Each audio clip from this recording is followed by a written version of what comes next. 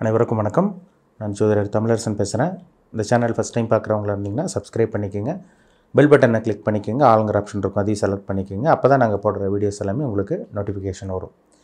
இன்றைக்கி நம்ம இந்த வீடியோவில் பார்க்க போகிற தலைப்பு, நம்ம இப்போ எதை பற்றி பார்க்க போகிறோன்னா, பரணி நட்சத்திரம், மேஷராசி பரணி நட்சத்திரத்தை பற்றி பார்க்க போகிறோம். பரணி நட்சத்திரக்காரங்களோட வாழ்க்கை, அவங்களோட லைஃப் எப்படி இருக்கும், என்னென்ன தசாபுத்தி, என்னென்ன பிளானட்டோட தசாபுத்தி நடக்கும், என்னென்ன விஷயங்கள்லாம் உங்கள் வாழ்க்கையில் நடக்கும், இந்த மாதிரி விஷயங்கள்லாம் எல்லாமே நம்ம இப்போது இந்த வீடியோவில் பார்க்க போகிறோம்.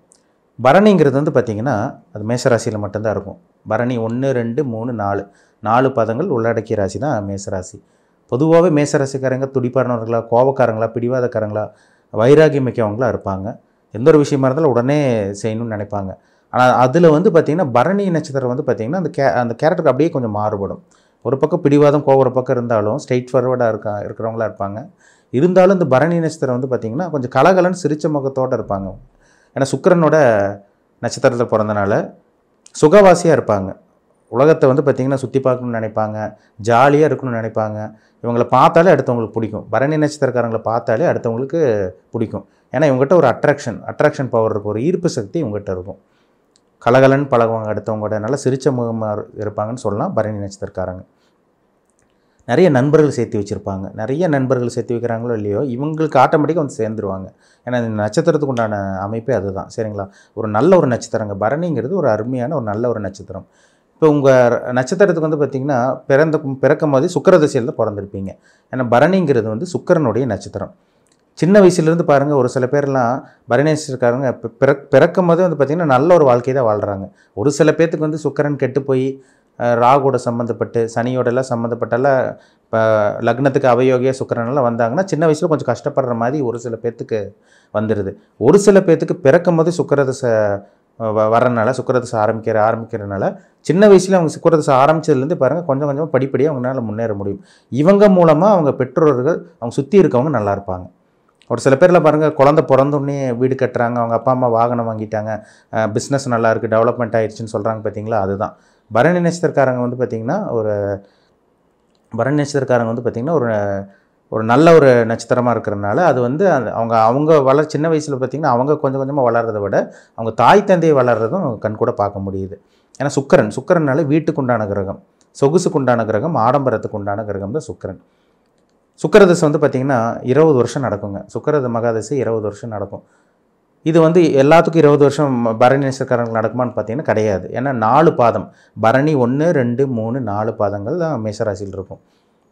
நீங்கள் 3ஆம் பாதமெல்லாம் பிறந்தீங்கன்னா கிட்டத்தட்ட உங்களுக்கு 8 வருஷம் 10 வருஷம் பக்கம்லாம் வந்துடும். இது 1ஆம் பாதத்தில் பிறந்தவங்களுக்கெல்லாம் கிட்டத்தட்ட மேக்ஸிமம் வந்து பார்த்திங்கன்னா 20 வருஷம் வரைக்கும் வாய்ப்பு இருக்குது, அந்த நட்சத்திர பாதத்தை பொறுத்து. சுக்கிரதசை முடிஞ்சு 2வது உங்களுக்கு சூரிய தசை வரும். 2வது வரக்கூடிய சூரிய தசை வந்து பார்த்திங்கன்னா ஒரு நல்ல ஒரு தசையாக உங்களுக்கு இருக்கும். லக்னத்துக்கு அவயோகி கிரகமாக உங்களுக்கு சுக்கிரன் வராமல் இருக்கிற வரைக்கும் ரொம்ப நல்லது. மகர லக்னக்காரங்களுக்கும் கும்ப லக்னக்காரங்களுக்கும் சூரிய தசை நல்லது பண்ணுறதே கிடையாதுங்க. பெரிய அளவுக்கு யோகத்தையும் பண்ணுறது கிடையாது. 6 வருஷம் சூரிய தசை வந்து பார்த்திங்கன்னா 6 வருஷம் தசையை நடத்தும். சூரியன்கிறது அதிகாரத்துக்கு உண்டான கிரகம், ஆளுமைக்கு உண்டான கிரகம்.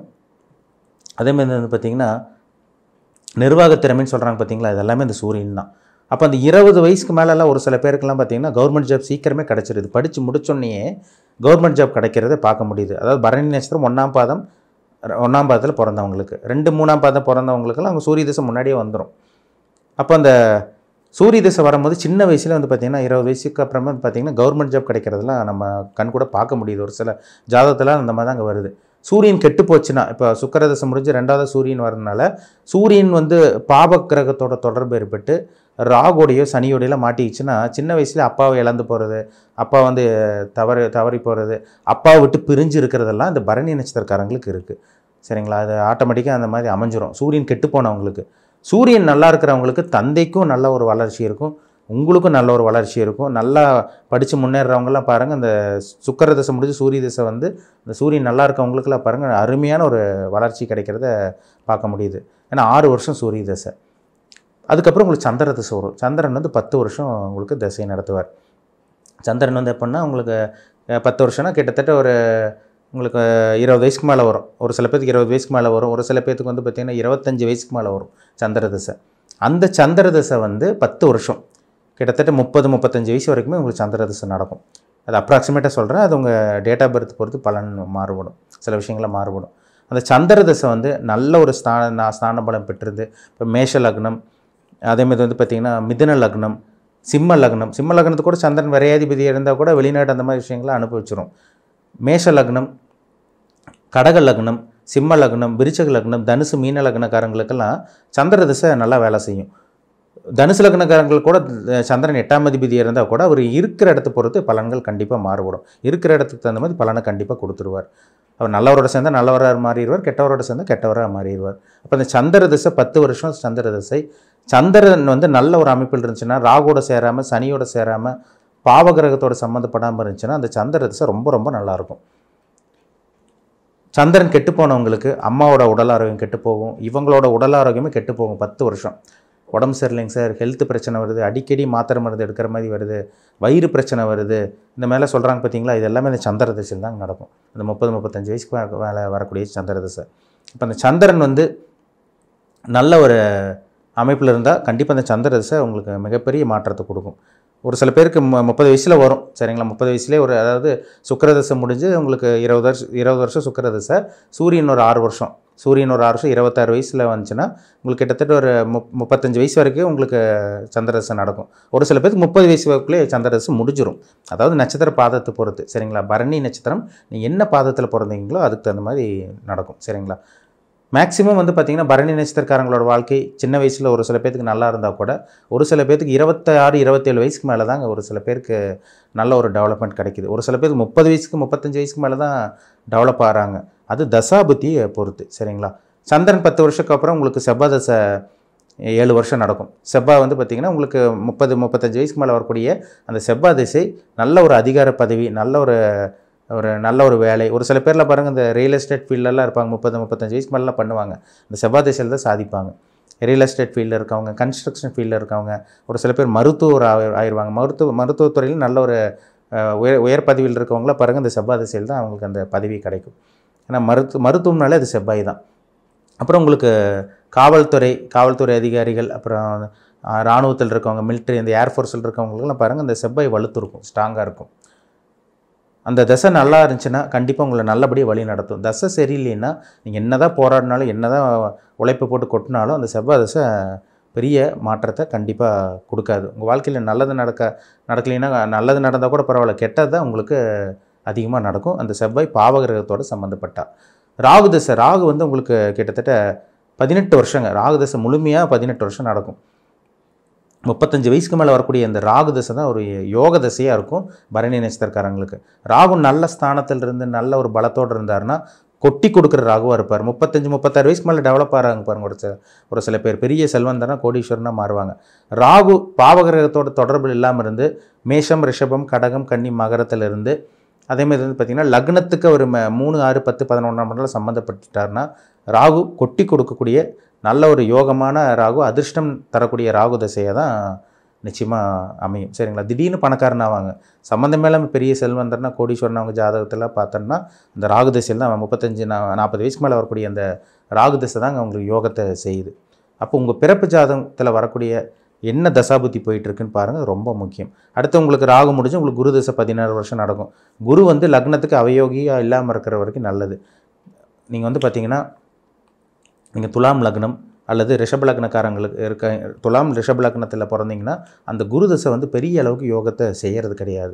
என்ன இதுன்னு பார்த்தீங்கன்னா லக்னத்துக்கு அவயோகியாக வருது, லக்னத்துக்கு ஆகாத கிரகமாக குரு வர்றதுனால. அப்போது குரு வந்து எந்தெந்த லக்னத்துக்கு நல்லது பண்ணுவார்னா மேஷ லக்னத்துக்கு நல்லது பண்ணுவார், கடக லக்னத்துக்கு நல்லது பண்ணுவார், சிம்ம லக்னத்துக்கு நல்லது பண்ணுவார், தனுசு விருச்சக லக்னத்துக்கும் மீன லக்னத்துக்கெல்லாம் பரிபூர்ண ராஜயோகாதிபதியாக வரனால நிச்சயமாக அந்த லக்னங்களுக்கு குரு தசை வந்து மிகப்பெரிய மாற்றத்தை கொடுக்குங்கிறதுல சந்தேகமே கிடையாது, சரிங்களா. உங்கள் வயசு என்ன, நீங்கள் என்ன ஏஜில் இருக்கீங்க, உங்களுக்கு என்ன தசாபுத்தி போயிட்டுருக்கு, இப்போ நடந்துகிட்ருக்க சம்பவங்களில் என்ன சம்பவம் உங்களுக்கு நடந்துகிட்ருக்கு, சுற்றி நடந்துகிட்ருக்கு, உங்களுக்கு சாதகமாக இருக்கா பாதகமாக இருக்கா, நீங்கள் எந்த விஷயத்தில் கவனமாக இருக்கணும், இது எல்லாமே உங்கள் தனிப்பட்ட ஜாதகத்தை பார்த்தா தான் துல்லியமாக சொல்ல முடியும். முக்கியமாக சொல்லப்போனால் உங்கள் வயசு தாங்க முக்கியம். என்ன பாதம், என்ன நட்சத்திர பாதத்தில் பிறந்திருக்கீங்க, பரணி நட்சத்திரத்தில் என்ன நட்சத்திர பாதத்தில் பிறந்திருக்கீங்க, சரிங்களா, அதுதான் ரொம்ப முக்கியம். இப்படி தான் இந்த வரிசையில் தான் உங்களோட வாழ்க்கை போகும். இந்த மாதிரி தான் உங்கள் லைஃபே இருக்கும். சரிங்களா? அதாவது இந்த வரிசை நான் சொன்னேன் பார்த்தீங்களா, தசாபுத்தி, இந்த பிளானட்டோட தசாபுத்தி மூலமாக தான் நிறைய உங்களுக்கு சில விஷயங்களும் சில அனுபவங்கள் கிடைக்கும். நல்ல தசாபுத்தி நடந்தால் நல்லது நடக்கும், கெட்ட தசாபுத்தி நடந்தால் கண்டிப்பாக சர்வ நிச்சயமாக கெட்டது நடக்குங்கிறதுல சந்தேகமே கிடையாது. சரிங்களா? உங்கள் பிறப்பு ஜாதகத்தை பார்த்து செக் பண்ணிக்கோங்க. தசாபுத்தி மீறி வேறு எதுவுமே வேலை செய்யாது. கோச்சார பலன் வந்து பார்த்திங்கன்னா, இப்போ வான்மண்டலத்தில் பார்க்குறோம், ராசி பலன் பொதுவாக பார்க்குறோம். ராசி பலன் வந்து 100% மேலே வேலை செய்யாது. கண்டிப்பாக உங்கள் ஜாதகத்தை மீறி அது வேலை செய்யாது. ஜாதகம் 80லேருந்து 85%, கோச்சார பலன் 15லேருந்து 20% தான் வேலை செய்யும். இதுதான் உண்மை. சரிங்களா? இப்படி தான் உங்களை கிரகங்கள் வழி நடத்தும். ஜாதகம் மூலமாக தான் உங்களுக்கு கிரகங்கள் வந்து இந்த ஜாதகத்தில் என்ன கிரகங்கள் அமைப்பு இருக்கோ அது மூலமாக தான் உங்களோட வாழ்க்கை நடக்கும். ஒரு மனிதன் வந்து நல்லா இருக்கானா, நல்லா இல்லாமல் போகிறானா, வாழ்க்கையை வந்து சொகுசான வாழ்க்கை, லக்ஸூரியான வாழ்க்கை அனுபவிக்கிறானா, அனுபவிக்காமல் போகிறானா, இதுக்கு காரணம் நடக்கக்கூடிய தசாபுத்தியே. அதில் மாற்றமே கிடையாது. சரிங்களா? பிறப்பு ஜாதகத்தை பாருங்கள், ரொம்ப ரொம்ப முக்கியம்.